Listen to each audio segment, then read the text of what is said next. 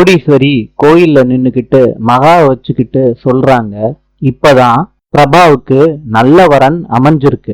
இந்த நேரத்துல எதுக்குடி இந்த முட்டாள்தனமான வேலை? அம்மா, உனக்கு அதுதானே பிரச்சனை. நான் வேணா பிரபாவோட கல்யாணத்துக்கு வராம இருந்துடுறேன். அழகி சொல்றாங்க. பாட்டின்னு தூரமா நின்னுக்கிட்டு ஓடியாராங்க அழகி. இங்கதான் என்னோட பாட்டி. நான் தான் பாட்டி, உங்களோட பேத்தி. மகா கேக்குறாங்க, அழகி உன்னைய யாரு கூட்டிட்டு வந்தது? ஆ, சூர்யா அப்பா தான் என்ன கூட்டிட்டு வந்தாங்க. இப்ப சூர்யா மெதுவா நடந்து வர்றாங்க. சூர்யா கேக்குறாரு, நீங்க ரெண்டு பேரும் எப்படி வந்தீங்க? அழகி சொல்றாங்க, அப்பா நீங்க தானேப்பா அவங்கள கூப்பிட சொன்னீங்க, இப்ப இப்படி சொல்றீங்க? மகா சொல்றாங்க, சூர்யாவுக்கு பொய் சொல்றது சக்கரை பொங்கல் சாப்பிடுற மாதிரி ஆயிருச்சு. சொல்லிட்டு மகா அழகியோட விளாடுறாங்க.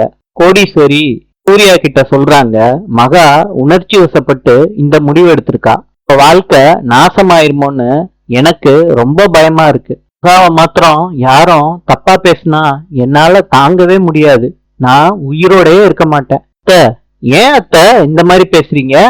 இனிமேட்டு நான் வேற மகா வேறன்னு கிடையாது. மகாவுக்கு என்ன பிரச்சனை வந்தாலும் நான் முன்னாடி நின்னு தீர்த்து வைப்பேன் அத்தை.